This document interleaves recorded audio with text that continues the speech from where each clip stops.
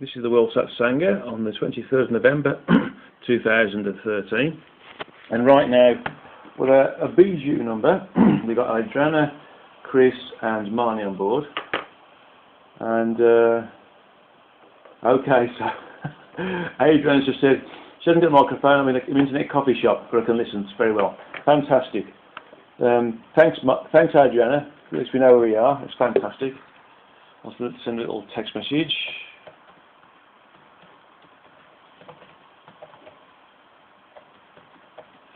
Okay, thanks for dialing in. My mixed upper and lower cases.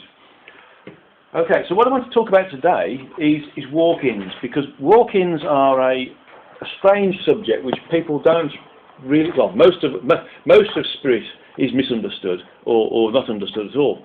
And one of my roles is to help with my own education, of course, involved within this, to help educate others as well. So in the process of educating you guys, I'm also educated as well. In this instance, though, we talk about walk-ins, and the Origin gave me a lot of information on walk-ins as part of the book The Origin Speaks.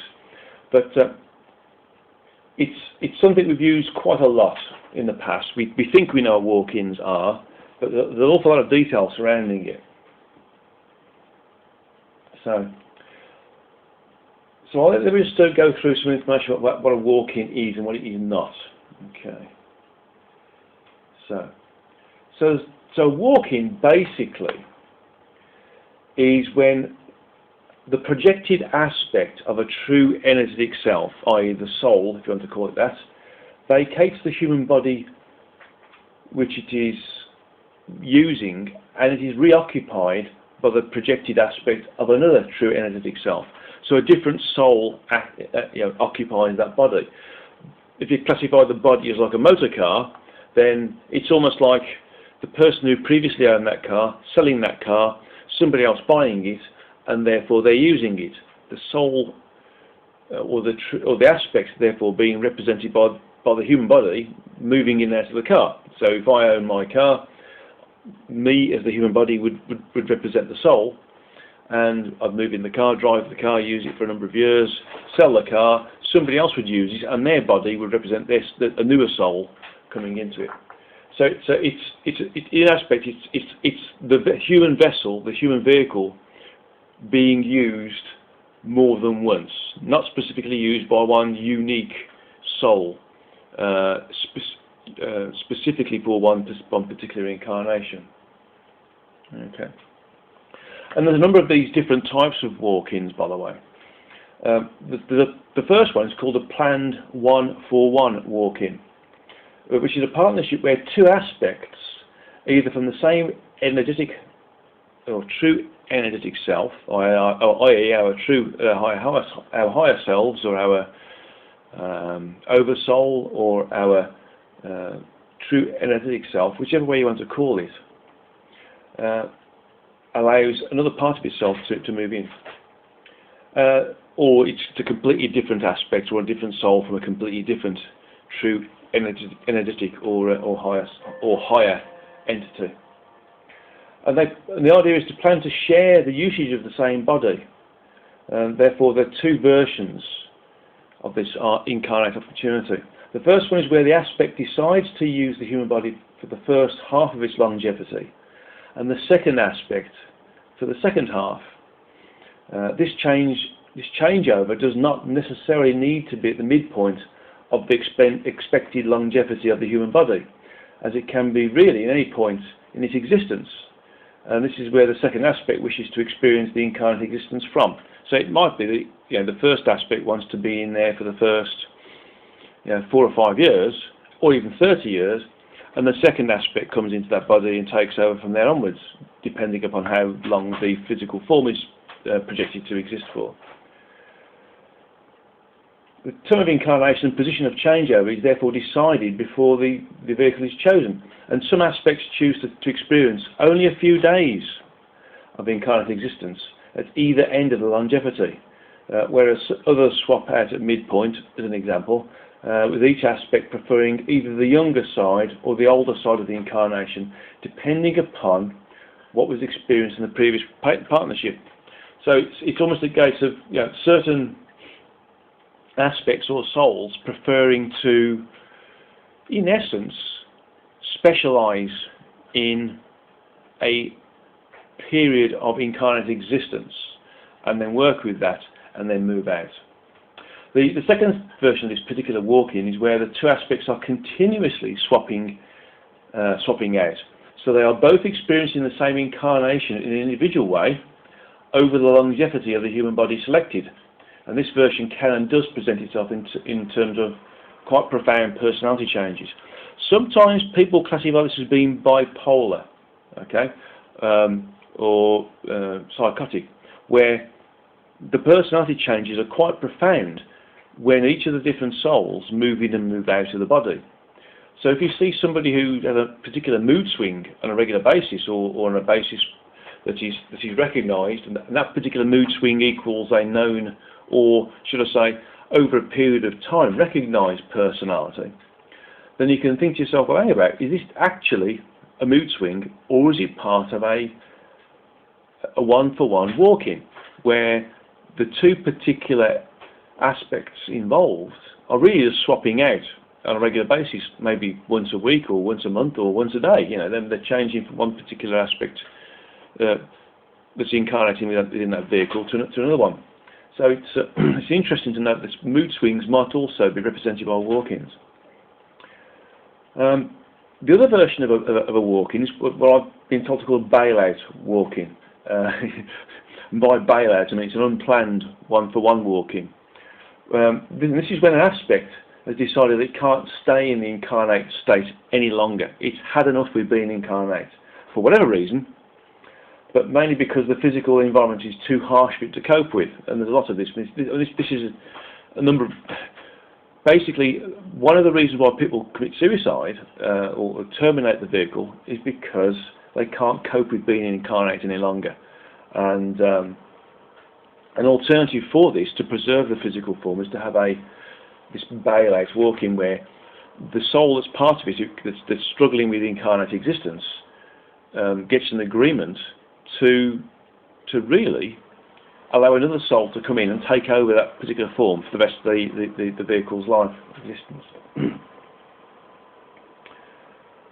One of the reasons for this is usually because an aspect has taken out too big a task. And there's a lot of souls doing that right now. They're taking on huge incarnate tasks, and they're finding out it's too hard. There's too many different things they've got to do. There's too many different responsibilities. Too many different parts of themselves are pulled in different directions, and it's just too hard to exist. They think, well, okay, I've done certain bits and pieces. I'm happy with that. I need to get out of here, but I know that I can't end the life of this physical vehicle. So, is there another soul out there who would be prepared to take on board this particular vehicle? And this is what happens sometimes. It's also brought about when the particular soul that's incarnate is of a higher frequency and has a dysfunctional reaction to the lower frequencies of the physical universe and cannot harmonise with them. So in this instance, a suitable aspect is selected, or volunteers, as in the first version, are asked to walk into that human body. And it is planned to be vacated and go through a vigorous learning program to understand the life plan of the original aspect and how it can benefit from it and what it can change to benefit its own plans for that body. So the incoming aspect of the incoming soul needs to learn what the primary life plan was of that was assigned to that body, and work with that and try and gain as much as it can do with that. Clearly they benefit greatly from this, but it's quite hard work. And again, a profound personality change can be seen as an effect from this particular walk-in. So one of the main things to look for with walk-ins is, has there been a profound personality change with the individual that you know? And if there's been a profound personality change, or it changes regularly, and those personality changes are recognisable for any period of time, then really you can suggest that actually this is a walk-in. It's not a psychiatric problem. That's not a bipolar problem. It's actually a different personality taking control of that body. Okay. The next type of walk-in is a shared vehicle walk-in. Okay. And this is where two or more aspects occupy the same body. So, and that's concurrently, by the way. That's when they do it at the same time, not one after another in a linear fashion. So this allows two aspects or more to enjoy the incarnate state from start to finish, should they wish to do so. And again, there's two versions of this particular walk-in. But before I start on with this, it's quite common for human vehicles that are in prominent power positions or positions of power to actually have at least two aspects incarnating concurrently within that body, or should I say at least two plus souls within that body. And most of the prominent leaders around the world are individuals from a human perspective who've got more than one soul attached to them, and this is because of the amount of experience those particular souls have had in previous incarnations, and that this particular vehicle that's being used needs to have this vast plethora of experience from multiple souls integrated within it to be able to provide the level of service it's supposed to be doing, or make the change within a world environment that it's supposed to be doing. Okay, so getting back to shared vehicles and shared vehicle walking, and the number of different versions of this. The first version is when one of the aspects becomes the primary incarnate aspect, assuming the responsibility for the body during its early years of existence. The other aspects, therefore, choosing to join into the incarnation at a later juncture, either together or at planned intervals. And when fully integrated into the body, the aspects themselves work in parallel with each other over the longevity of the human vehicle chosen. In this instance, the walk-in effect is only achieved as a result of the different integration point of the secondary or tertiary incarnate aspects, or might even before in some instances. Yeah. I know one particular individual right now in a prominent position of power has 4 souls attached to it, and I'm not going to say where it is because it will cause all sorts of conjecture. But if you want to email me, I'll let you know. Okay. In the second version, all aspects integrate into the body concurrently, working with the body in a separate but cohesive condition from the start of its existence. Although this is not strictly a walk-in, it is more like a shared body scenario, it displays similar personality effects. But I'd like you to note here that a shared body is when a number of aspects work together with one body, when that body is to be used for a significant role, as I've previously stated, of worldwide importance.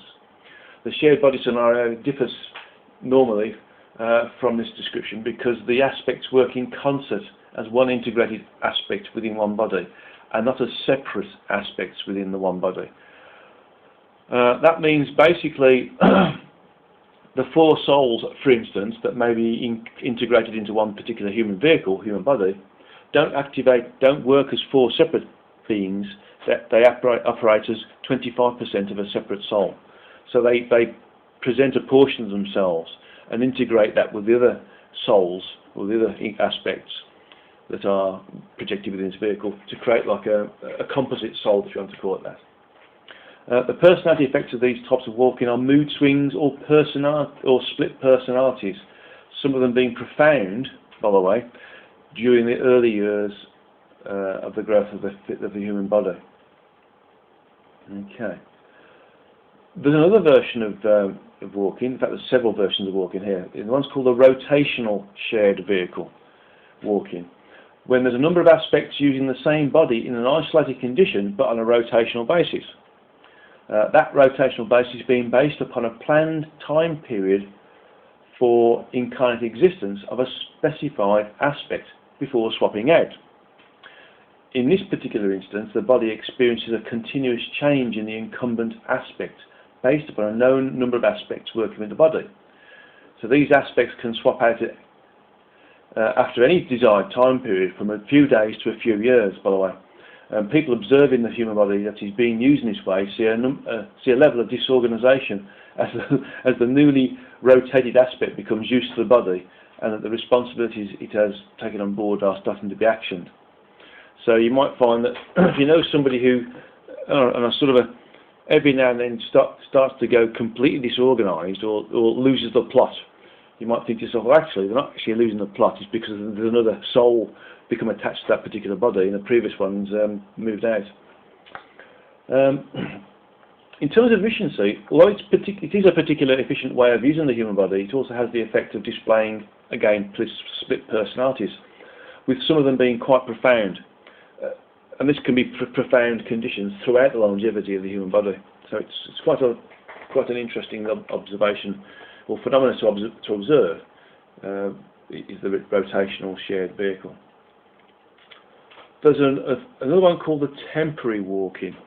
Okay, and this is a condition where an agreement has been made between two or more aspects who wish to swap out at a certain juncture in the human body's longevity, for a limited period only, of course, in order to experience a desired incarnate event. Okay? The original incarnate aspect then swaps back when the event is past.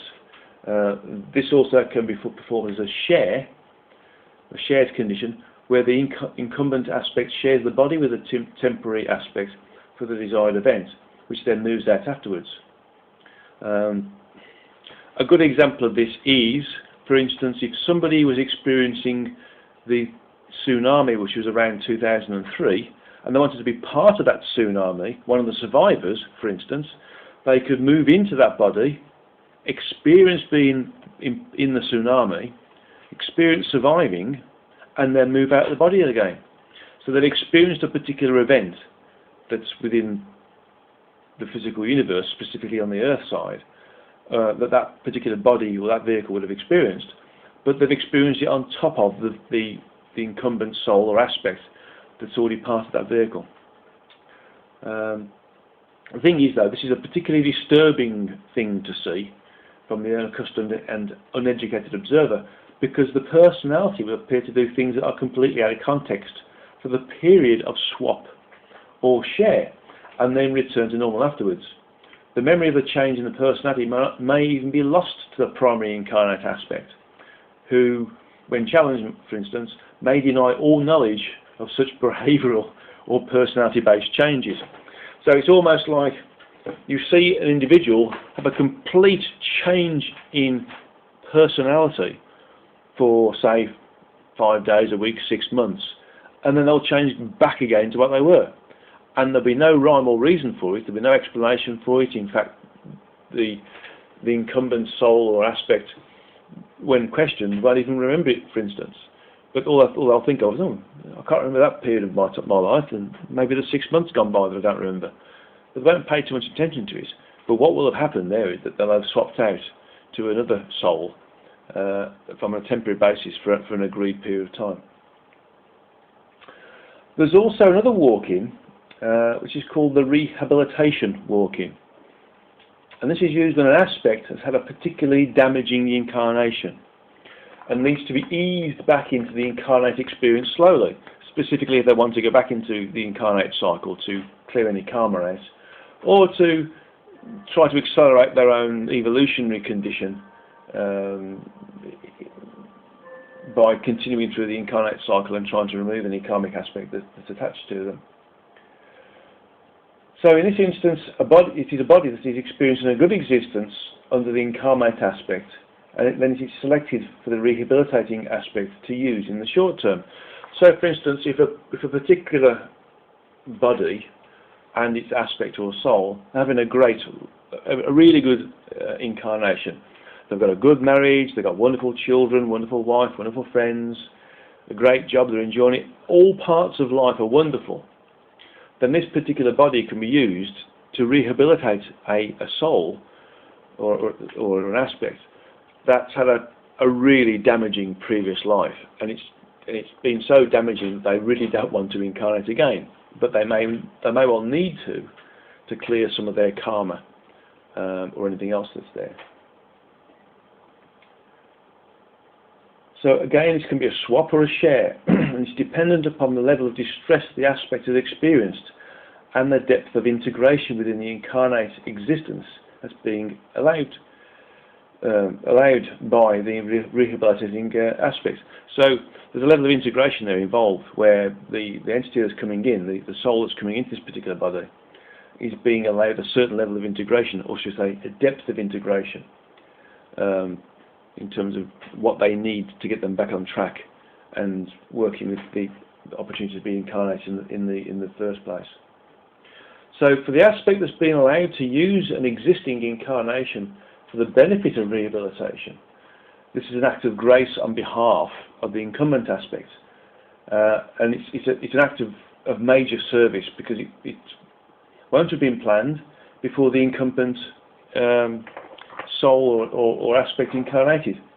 Specifically, if the rehabilitating aspect decides and is allowed to share the experience which caused it so much distress with the incumbent aspect. So basically, that soul that's part of the body that's currently occupying it may be allowed to share a similar experience that the rehabilitating soul has experienced but had a detrimental reaction to allow them to move forwards and get over it. An example might be taking a parachute jump in tandem and then advising the person you're jumping with that you're paranoid of heights. So think about that then. I mean, I know there's been one or two recordings, or certainly I've heard of one in the UK, where a pilot on board a plane suddenly turned around to his co-pilot and announced that he was scared of heights and needed to be strapped into his seat because he couldn't be responsible for his actions in controlling the plane. And I do wonder whether that's this specific sort of walking, where that soul, it was a real rehabilitation soul, had walked into that particular body and decided that, okay, I'm experiencing this, but I need to be out of the way in terms of the ability to control the vehicle. So sometimes some of these things do give us a little bit of fun. But for the soul who's experiencing it and trying to get over the stress of the previous incarnation experience is quite a major thing. In these particular instances, though, momentary lapses of reason may be experienced by those observing this incarnation over the period of time the rehabilitation is taking place. And this is specifically when experiencing things that are close to or signify the route towards the event or events that caused the distress in the first place. The level of effects in this particular instance on the primary incarnate aspect is based upon the depth of integration of the incarnation allowed. So really, we may see out of character personality changes with certain individuals in certain stressful conditions if there is this particular walk-in where the walk-in soul or walk-in aspect is suffering a little bit of stress from being exposed to that experience which caused it to not particularly want to incarnate again, but it's now being allowed to experience it in a more controlled environment. Okay, so further version is the stolen vehicle walking. Okay, and this is an incarnate state where the human body is under the effect of either alcohol or drugs. Okay, to the point where it is significant enough to make the aspect eject itself from the drunk or drugged body. Okay, to the point where it is significant enough to make the aspect move away. In the instance of the energy fields, the auric layers that protect the body are torn apart for the duration of the effect of the alcohol or drugs, allowing another aspect to take the body over. The aspect that steals the body is usually one that has ended its previous incarnation, but has not yet disassociated itself with the lower frequencies of the physical universe, i.e. it still thinks it's alive in a physical body, and is trying to make itself known to others around it. And in essence, it either wishes to remain incarnate as a result of this, such as its own intoxication with the lower frequencies, or it has not yet recognised the demise of its own human body. So it's not quite recognised it's dead yet. So within this, there are significant personality changes that are noted when this walking is observed, specifically during the stolen time, okay, when the body is under the influence of the alcohol or drugs taken. For those of you who remember their youth, imagine a time when you had a specific party, for instance, when you had lots and lots of alcohol and you passed out and you can't remember moving from the place of the party and getting home. Think to yourself, I wonder what happened then. Who took over my body? Scary thought, eh? Okay. So eventually, as the alcohol or drugs were off, as the alcohol or drugs wear off, the original aspect is able to return, and the thief, the thief soul, if to call it that, must move out of the body stolen. It cannot stay in its stolen body long enough because the planning required support the different energy signature of the aspect still in the body has not been performed, and the thief is rejected by the body, allowing the original aspect back in. So in essence, really, an aspect that tries to steal the body it's doomed to failure because it's not integrated with the vehicle, and the incarnation, however temporary it is, hasn't been planned. And so the amount of work is required to allow that aspect or soul to integrate in the vehicle is nowhere near long enough, and so it has to get out. It's ejected, full stop.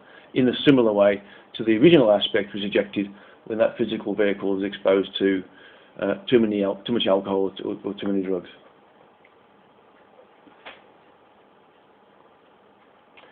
So really, when it gets ejected, the original aspect must come back into the body. Now, the auric layers heal within 3 days. They're being torn. So the original aspect experiences limitations in functionality, for instance, in brackets, lack of clear thinking, disturbing visualizations, and headaches, etc. Maybe even cold turkey or a hangover. whilst the healing process is in progress. So during the healing process, though, the human body's natural protection from low-frequency astral entities is reduced to the point where these entities can latch onto the energies associated with the perpetuation of the body and feed off them. So at this point in time, it's quite possible and quite likely that low-frequency thought forms, or what we call astral entities, can latch onto the vehicle, the human body, and start to feed off it, because the natural protection created by the auric layers is removed, and they can move in there and sit with the entity, the incarnate body, for quite some time, actually years and years and years in some people's cases. The problem is that low-frequency astral entities are unseen to the physical eye, and they're not particularly able to metabolize their own energies to perpetuate their own existence. Hence, their need for a host, and taking the opportunity to steal energy whilst the auric layers are torn or repairing is, for them is manna from heaven, really. They can take on board what they want to and move on from there. So what I want to do now is just look at what walk-ins aren't. And really, they're not possession. So if you think about possession and what it is, the subjects or types of walking I've described aren't particularly possession. They are classified as walking. So but really, you think to yourself, well, wasn't the stolen vehicle walking? Or couldn't that be classified as a possession? And you think, well, they might be forgiven for thinking so. In the instance of the original aspect vacating the body, it is not only moving out because of the disharmony of the energies as a result of the intoxication.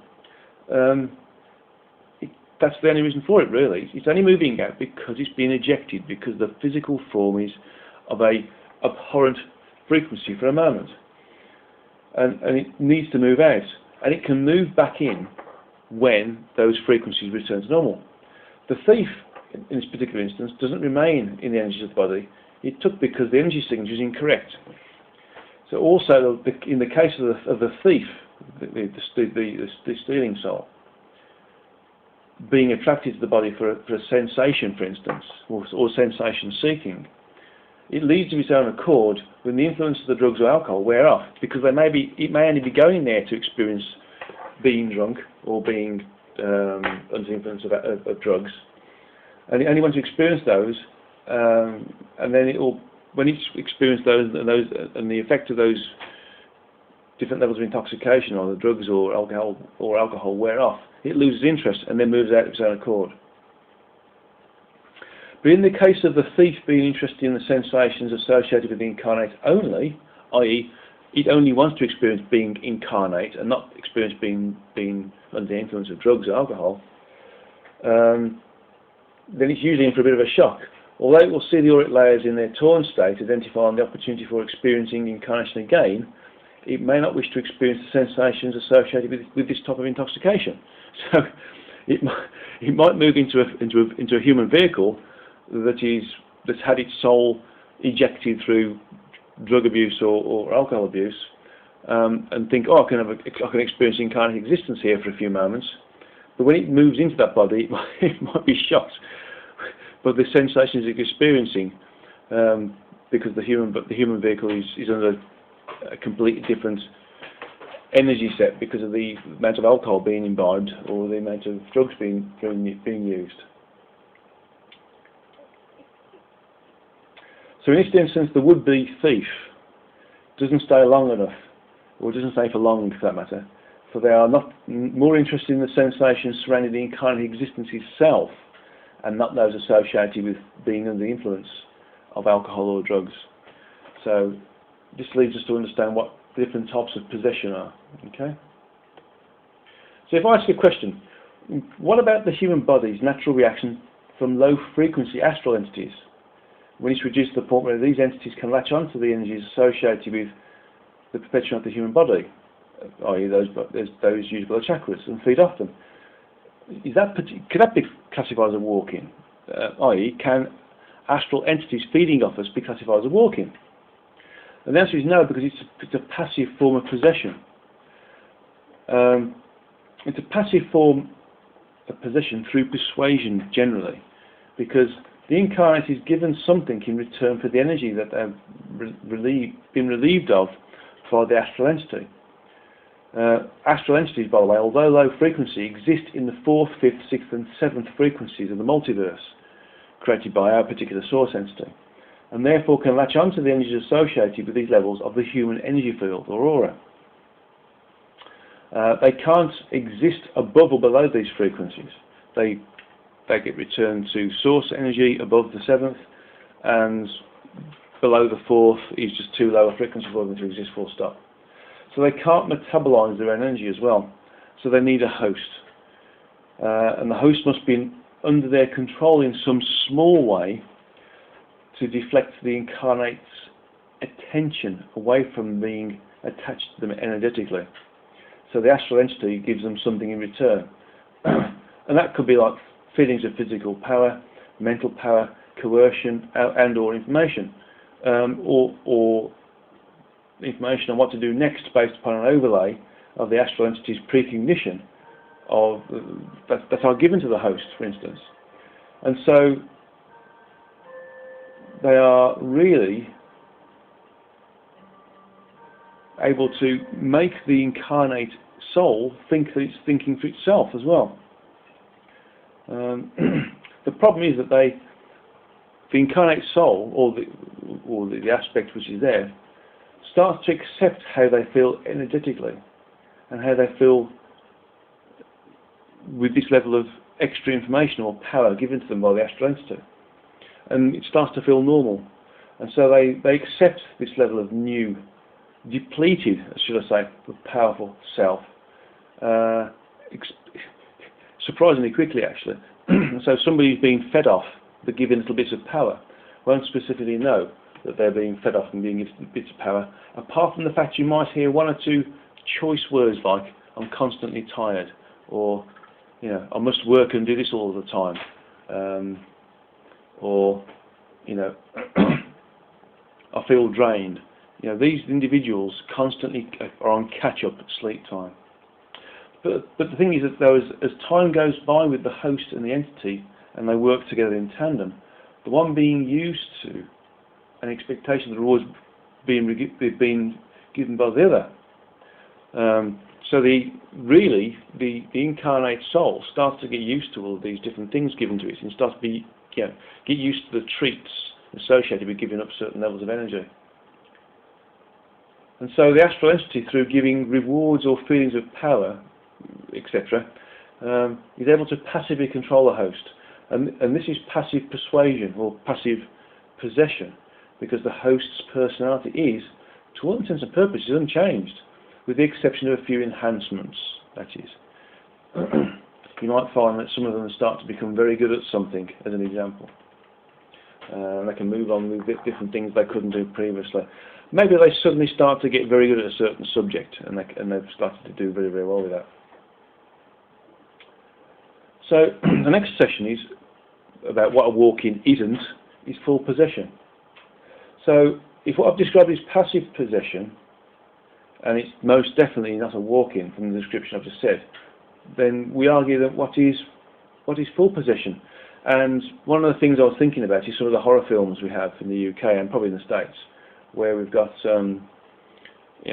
people who are possessed, and they bring a priest in to eject the demonic aspect that's within their body. But in reality, it's not as harsh as that. It's just pure imagination. But it is a more aggressive version of possession by an astral entity, and it's specifically targeted as an audience and their desire to be frightened. They don't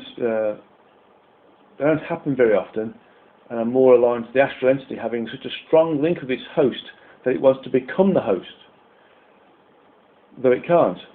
So the astral entity wants to become the host. It wants to be the incumbent or the incarnate soul. And it can't, because it's got the wrong energy signature. But because its desire to become the host is so overwhelming, the astral entity tries to affect what it cannot affect. It tries to become the host. In this process, the entity experiences the total disharmony of its frequencies within the host and suffers accordingly. The host displaying disturbing, shall I say, out of character personality traits or changes as a result of this particular link. In reality, though, they are easily removed by somebody with the right skill and intention, and nothing to worry about. So, for instance, a priest or some other spiritual person who is adept at removing these particular entities can do so quite quickly and easily without any particular issue. Okay.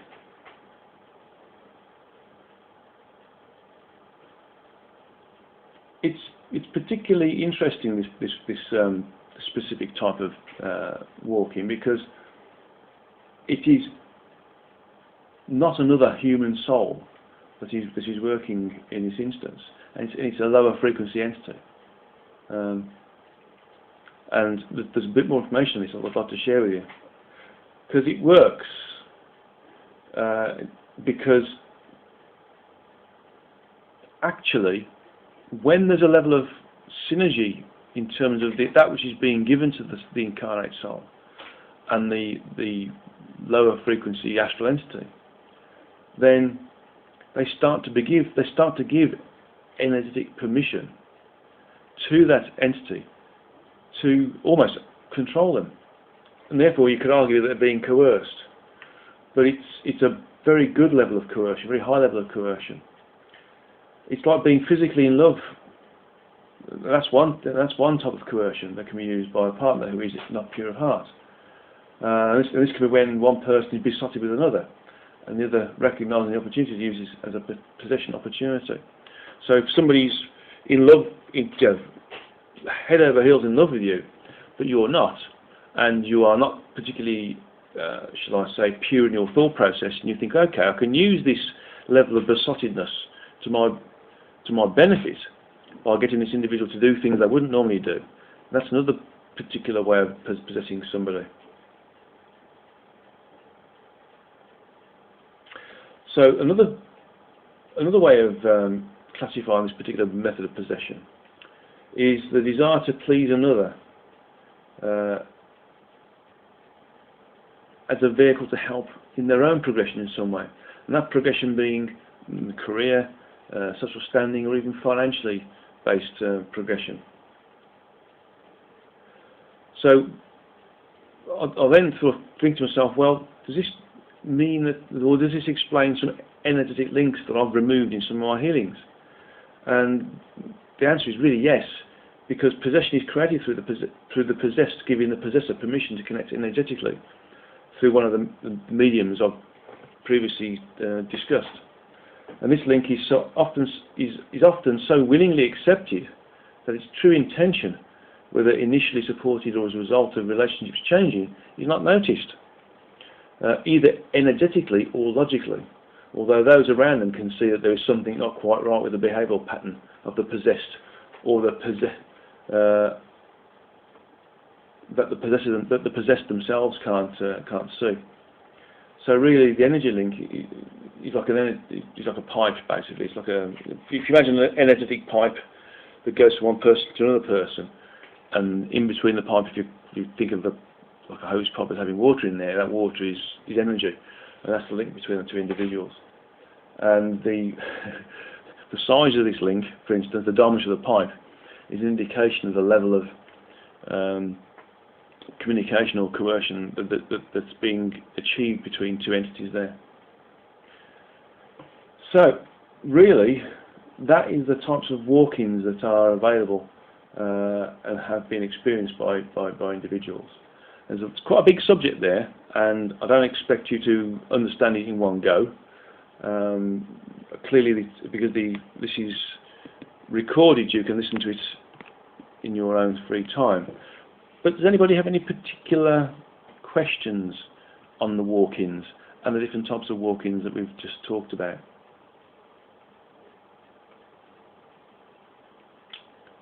Well, Hi, Marnie.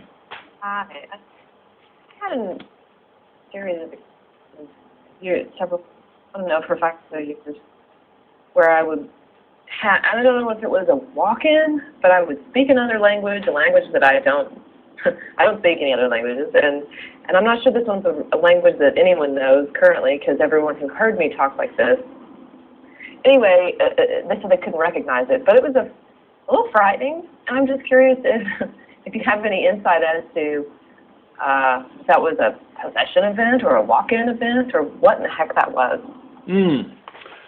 I'm going to log into you there, Marnie. I think you'll be surprised, or you'll be delighted to know it wasn't a walk-in. Certainly not one that was planned, anyway, or one that was unplanned. And what I'm picking up with that particular instance is that if for a moment you had logged into a previous existence,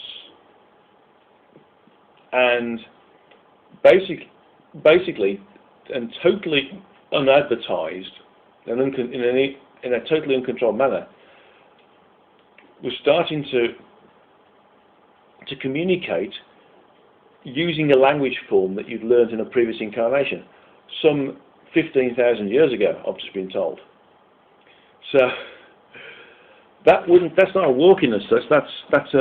It's almost like all of a sudden you've got access to a drawer in a cupboard, and then the access has been removed almost as fast as it's been given, because it wasn't particularly correct for the time or the incarnate existence that you were in. Does that make sense at all? It makes perfect sense. Yeah. Thank you for clarifying. Yeah. I mean, I do know people who think they've been walk-ins, but actually they're not walk-ins. They've had, again, similar things, similar episodes where for whatever reason they've been able to log into a previous existence, the information from his previous existence, including the memory set and including the language base that they've used, and including the skill set. You know, things that they wouldn't have been able to, for instance, all of a sudden you can play the piano, and for a day or two you can play the piano in a virtuoso sense, and then 2 days later you can't even put two notes together. It's those sorts of things that do happen sometimes in terms of when the demarcation, when you're at a certain frequency, you start to access different parts of yourself that have been incarnate, and sometimes when you're at certain levels of frequency, for whatever reason, you've achieved these agreed heights. You break down the barriers, and all of a sudden you'll access something that's apparently somewhere your higher self or your incarnate aspect or soul has decided is appropriate for the particular position that you find yourself in. But then, for whatever reason, it either says, "Oh no, it's not appropriate anymore," or the frequencies drop down as a result of confusion, and therefore you go back into what you currently are.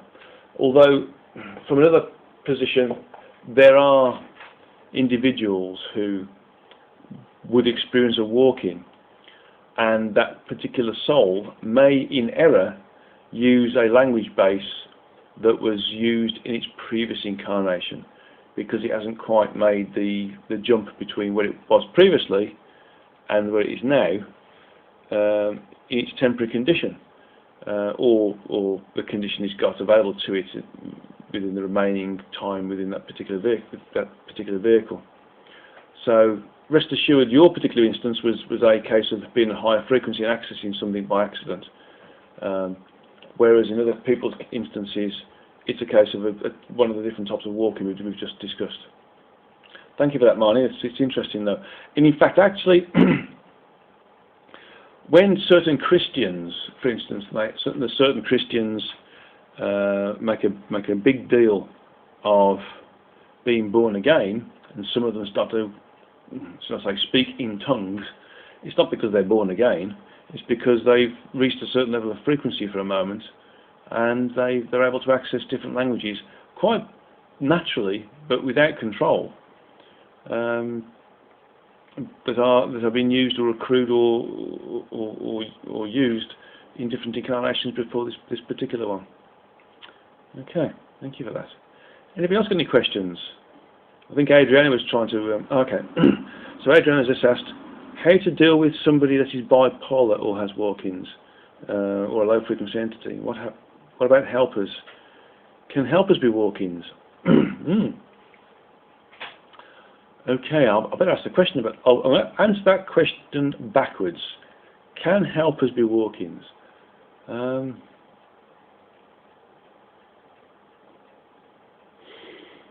I've just been told the answer is yes. A helper can be a walk-in if a particular juncture needs to be achieved within a certain time period. A particular experience for that human vehicle needs to be achieved within a certain time period, and there needs to be significant help to get there, and that can only be done by some of the helpers taking over the vehicle because they know what's going on. So you might find people doing a U-turn, complete U-turn in this instance, or a complete change of career for that matter. How to deal with low frequency entities? A good healer can remove a low frequency entity and heal the energies associated with the interface that they've created to suck energy out of that particular incarnate person. I've removed countless low frequency entities from people I know, and for people who've asked for healing. In fact, I've done it with people who've asked for readings. I've removed those entities if I've spotted something that's there. How to deal with somebody who's bipolar or has walk-ins, for this instance. All you can do is be cognizant of what's happening with them. Log into them. Don't get worried about them or aggressive with them or upset when they do something that's out of character, but would upset you because of the relationship you have with them. If they do something completely out of context, don't get upset with them. Just think to yourself, oh, is this a temporary walk-in event? Or is this particular walk-in going to be more permanent? So it's a matter of really rising above the initial shock and the sort of cold face reaction, and really working with them in the best way that's going to help them by you knowing what's going on with them. I hope that helps, Adriana. Okay, Chris, do you have any questions at all? I was concerned about my mother because and my sister. She's negative all the time. You know, there's hardly no joy. She brings people's happiness just clean out of them. You know what I mean? Thank you. Would she be possessed or anything like that? For want of a better word, you know. I've just logged into your mother, dear soul that she is. And really, I've just picked up that she's attracted to low frequency aspects of physical existence. Call it karma, if you want to. I mean, karma can mean positive or negative, but really, karma is attraction to a frequency of sorts, whether it's positive, whether it's higher frequency or lower frequency.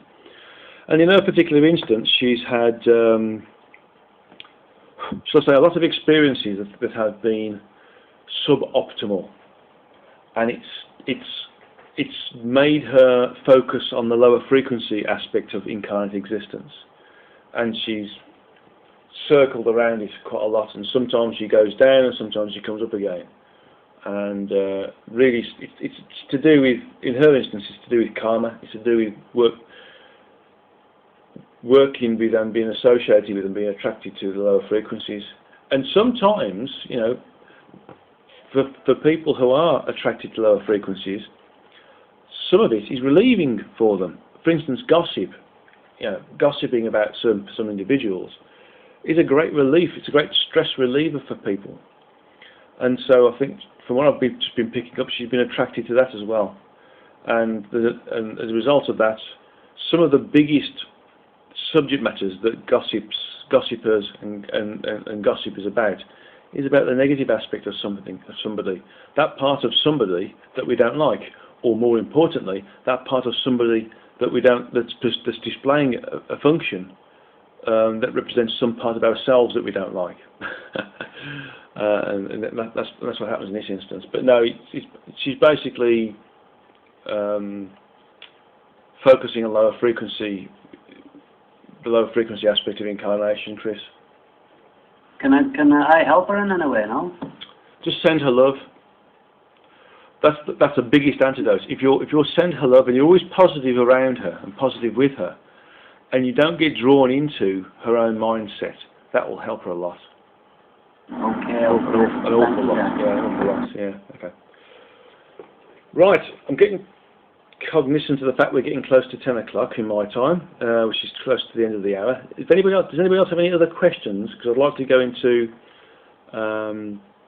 a meditation that I did with the Slovenian group on Tuesday, which is to do with being in connection with the source whilst in MetaConcert. And we can do that and experience total absorption with the source entity. No? Good. Okay. In that case, what I'd like you to all do is to make sure that you're comfortable, but in control of yourself, and you're aware and awake, you're not about to fall asleep. And just close your eyes. If you've got a straight backed chair, sit in that. If not, then try and sit in as much an upright position as possible.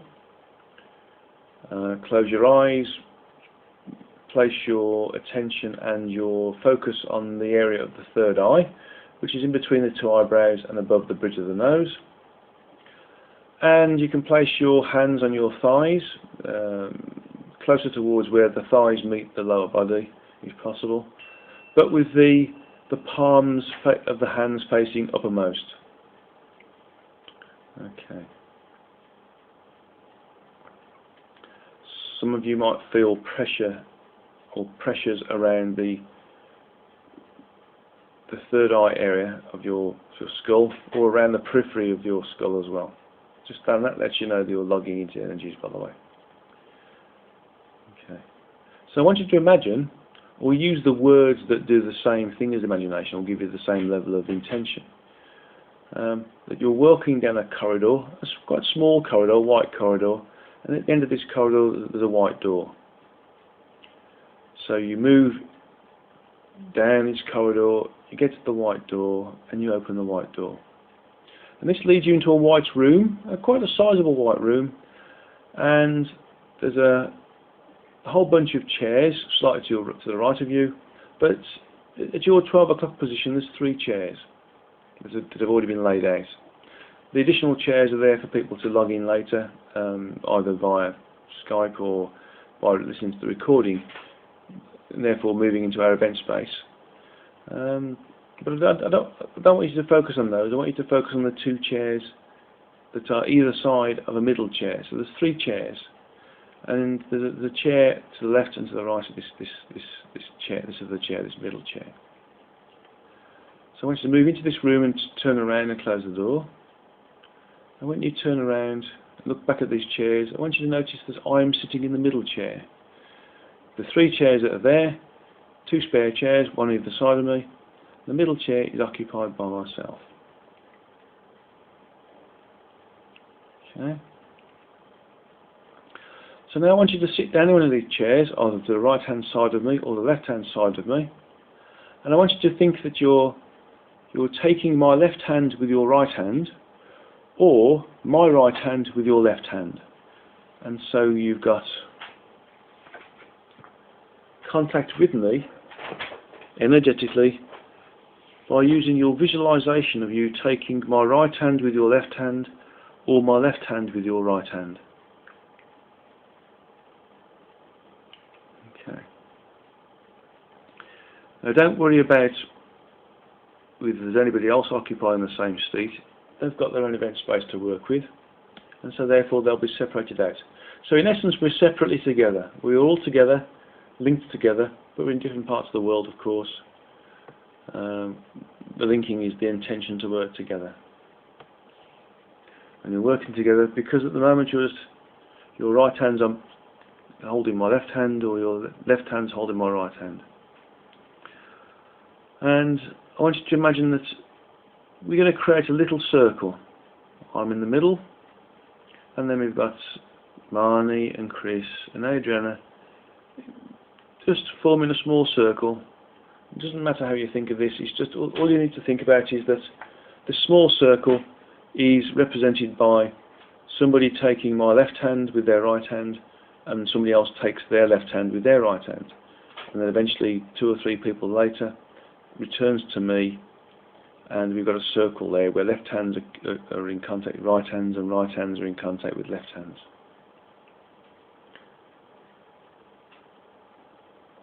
And this circular link creates a synergetic function, a MetaConcert function, where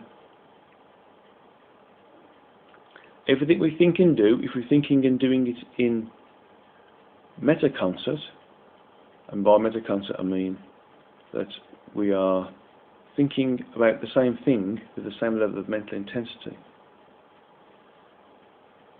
then we can augment the strength of the group by a factor equal to the singular number.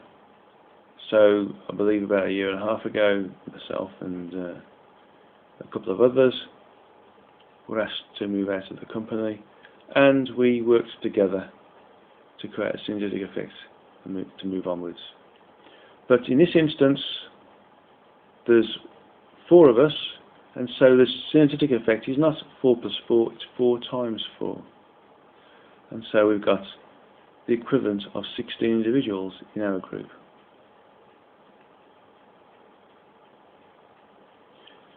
So, what I want you to think about now is that we're all linked together in synergetic harmony. And this multiple of 4 times 4 gives us the same equivalent of 16 people working together on the same thing. So let's walk up some steps or some stairs into my house, and to do this we need to present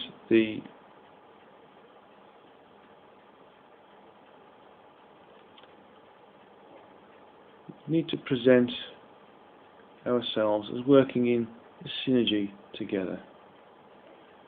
So,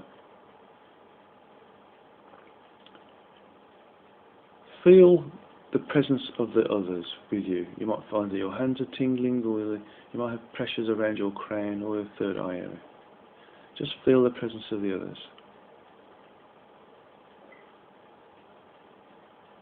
And what I want you to do now is to recognise that actually we can swell or augment our size and our ability to absorb energies. So imagine yourself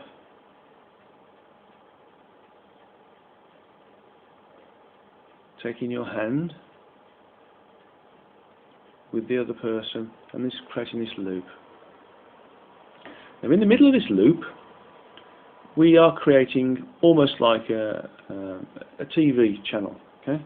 Imagine it's like a crystal ball or a small pool of water. Or you can call it a TV screen, whatever you want to. And this TV screen represents what we are and what we're doing. Okay. So let us now expand ourselves beyond the room that we're in. So that if we look at our TV screen or our crystal ball or our pool of water, we see in plan the room that we're in and the other aspects of that room or other parts of our spiritual connectivity surrounding the motorcycle that I'm on.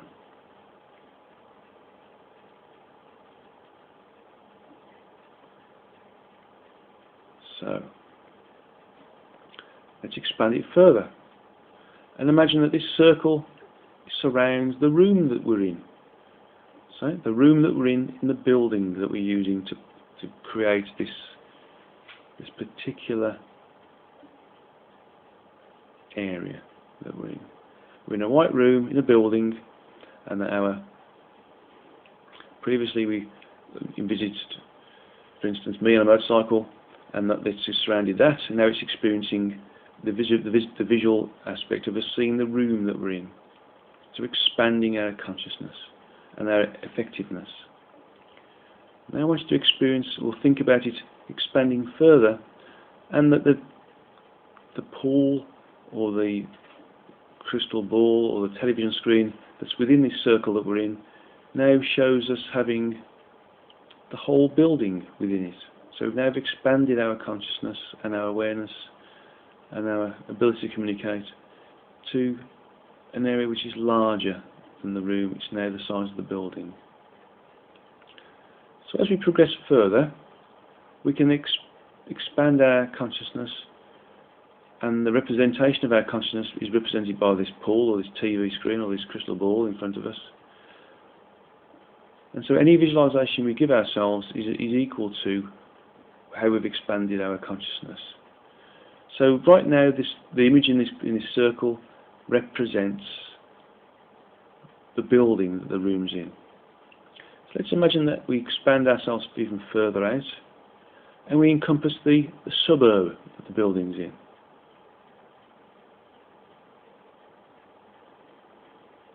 So everything is disappearing into the background apart from the suburb where the building is, within this TV screen or this crystal ball or the pool of water that's in front of us that we're using to visualize where we are. Now let's move further out and experience that the city that our suburb is in is within this circle, which is this TV screen or this crystal ball or this pool of water. And let's move further. We can start to accelerate our change in thought process now. Move further and further out, so that what's in our crystal ball or our TV screen in this circle in front of us is now represents the country that our suburb and our house is within. And we can move further out than that, and our TV screen now represents an image that includes our continent that our country's in, whatever size that is. And we keep expanding ourselves. And now that our TV screen or our crystal ball or our pool of water now shows us the continent on the planet that we're on. So keep moving outwards, keep moving outwards. Keep thinking of growing bigger and bigger.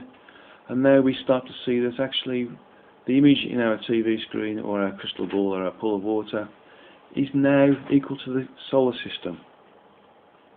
And we can accelerate our change in our movements now, moving further out faster and faster and faster. So if we now look at our screen or our crystal ball or our pool of water, we now see that we're encompassing the whole galaxy that our solar system and our planet is in. So let's move further away now and imagine that actually we're encompassing the whole universe that our galaxy exists within.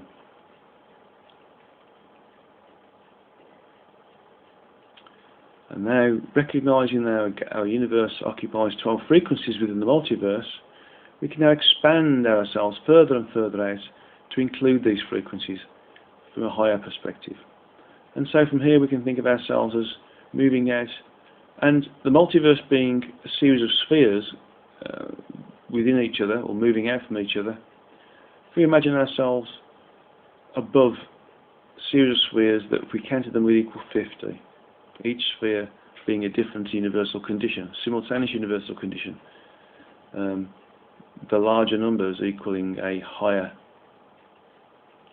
frequency, a fineness in frequency, above and beyond that the previous one had. And now keep going further and further out. Now imagine that your television screen or your pool of water or your LED front light is encompassing 200.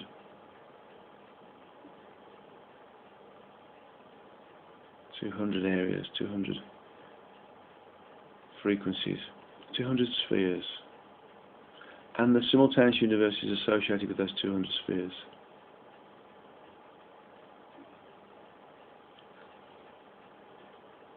Let's move further out and go to 300.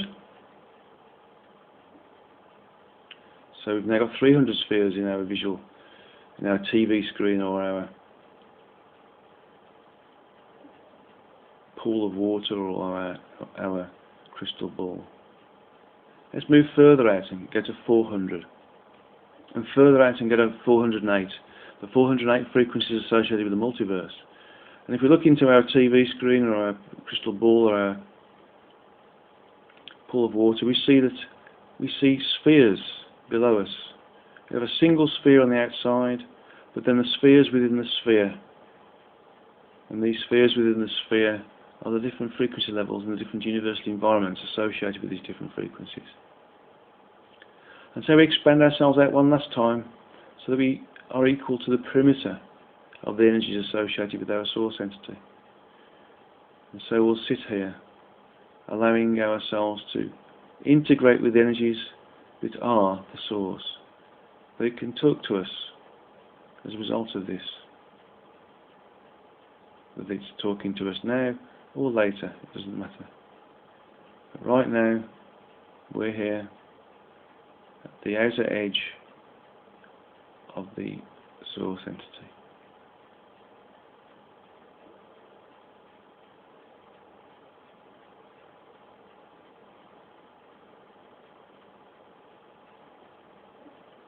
And so now, because our TV screen or our crystal ball or our pool of water is at the outer edge of the source,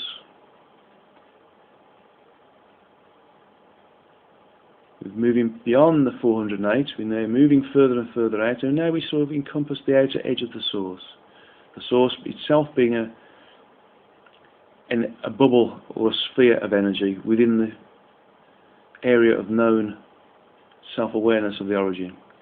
We can expand ourselves out to the perimeter of energy associated with the source.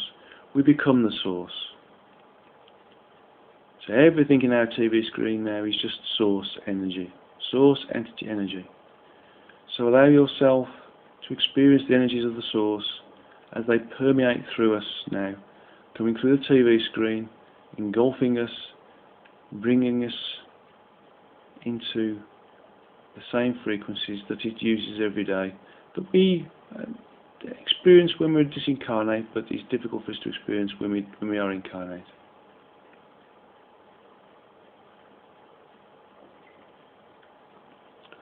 In this condition, the energies of the source permeate through us, atoms are swapped around, electrons are swapped around, quarks are swapped around, and the structure below that, 6 levels of structure below that, are also swapped around. Everything that is us is the source, everything that is the source is us. There's no demarcation at all. We are the source.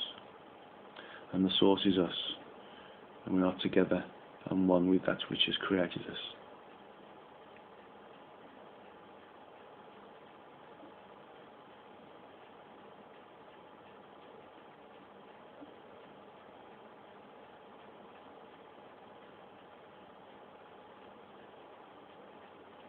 And just absorb the energies, be part of that which created us, that which is us, that which has given us individuality from that which it is. We're still it, we're still part of it, and we can return to it at any time. Just absorb and be part of those energies that are coming through this screen and permeating through us, through this crystal ball and permeating through us, through this pool of water being used as a screen and permeating through us. And so we feel as if we're being healed, as if we are not individualized units of the source, but we are the source.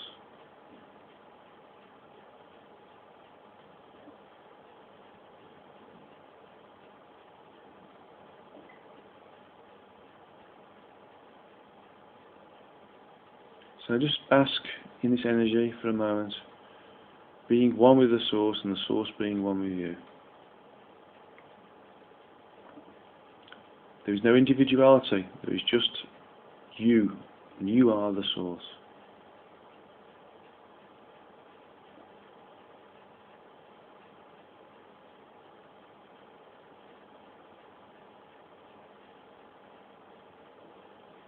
And ask yourself to be recharged, to be reinvigorated, to get extra incentive, intuition, desire to move forward and help others move forward as well.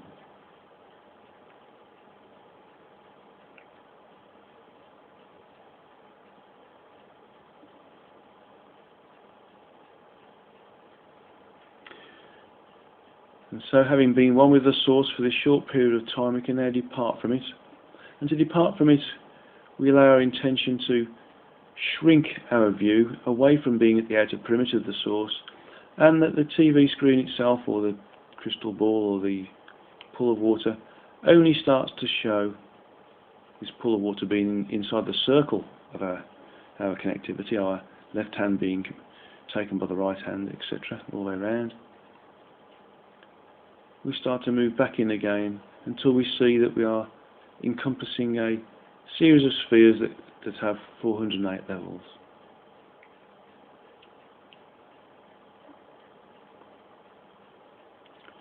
So let's move inwards. We can move in slightly faster each time and allow ourselves to see in our TV screen or our pool of water or our crystal ball that we can only see 300 of these spheres associated with the multiverse. And let's contract it further and only see 200 spheres. And let's contract it further and only see 100 spheres. And again, let's contract it further and only see 50 spheres.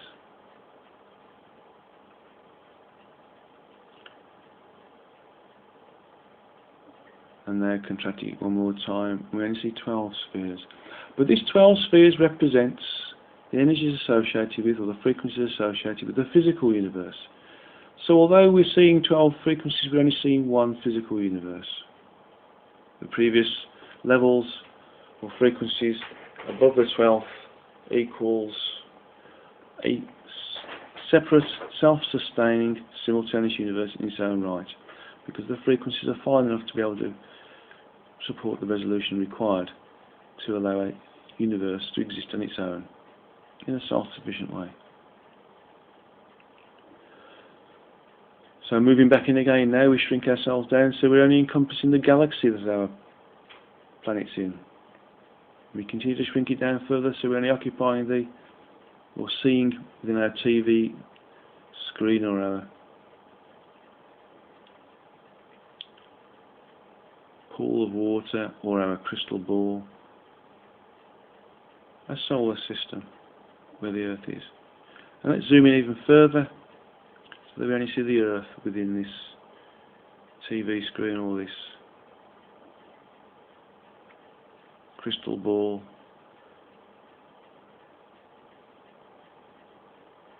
And we can zoom in even further and see the continents. There are our rooms, our buildings in. Our building within a city, of course. Let's zoom in even further so we only see the city, sorry, the country that our room is within. And zoom in even further and we only see the suburb within the city that our room is in, or our building's in. And then we can zoom in even further and just see the building that our room's in. And now we zoom in even further and we just see the room that we're in. And all we see is all of us, myself, Adriana, Chris and Marnie, and those others who are joining in through listening to this recording in a different event space, linking into this event space as well, providing the synergetic effect. There's a multiple of the number of the individuals that are currently physically working with this.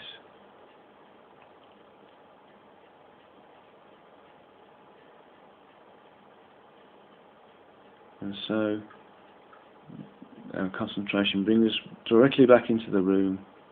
So we find ourselves with our hands in contact with somebody else's hands. So your left hand may be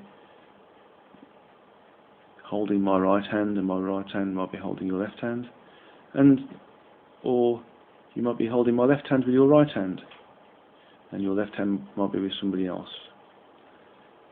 So if you think that you're either holding my left hand with your right hand or my right hand with your left hand, and somebody else has your left or right hand to create the circle, that's fine. But now let's remove that grip to allow ourselves to think that actually each of us individually is either to the left of me or to the right of me. And now you can let go of my right hand with your left hand, or your left hand with my right hand, and become individualized again. Very slowly you can stand up,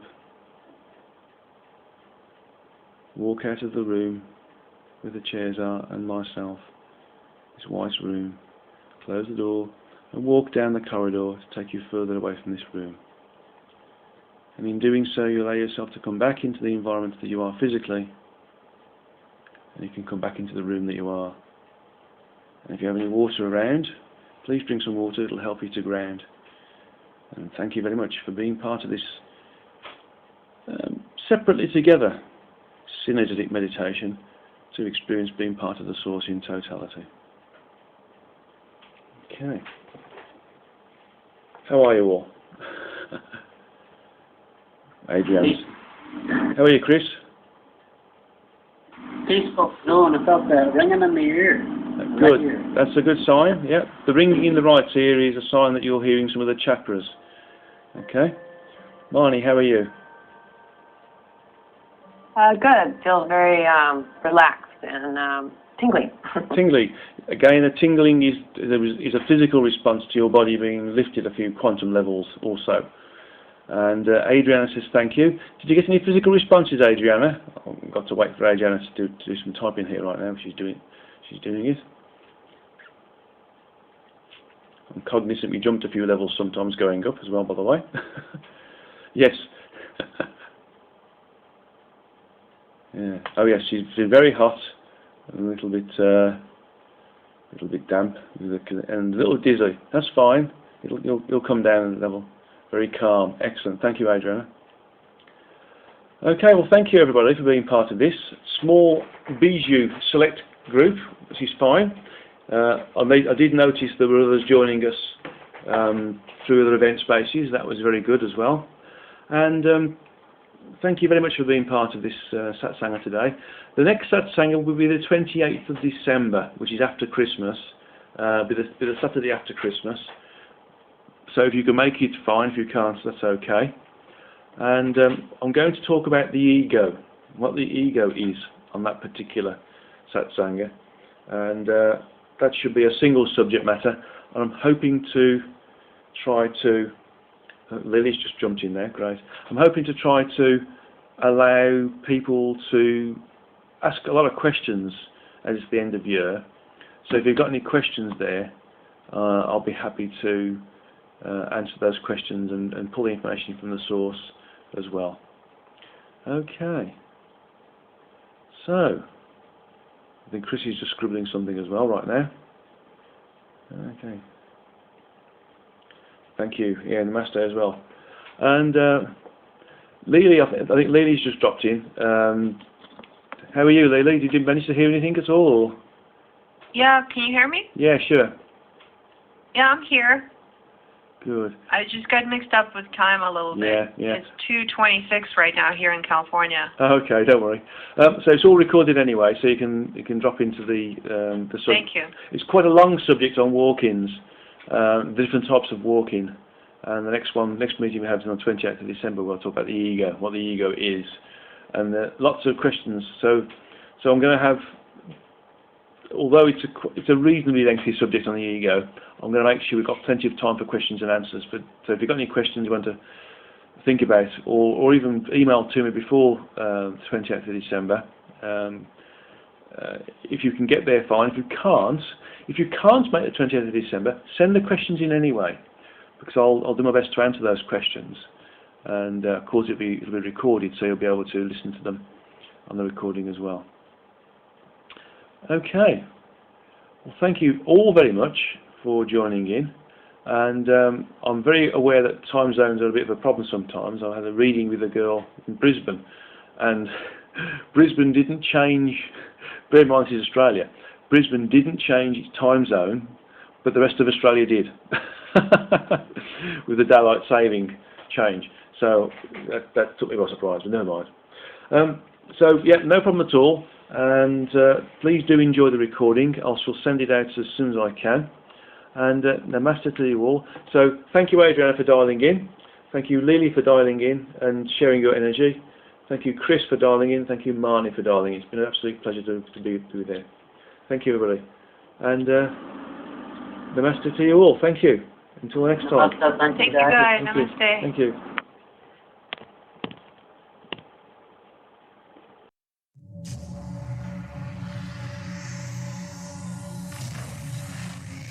Did you see the aliens in Crete?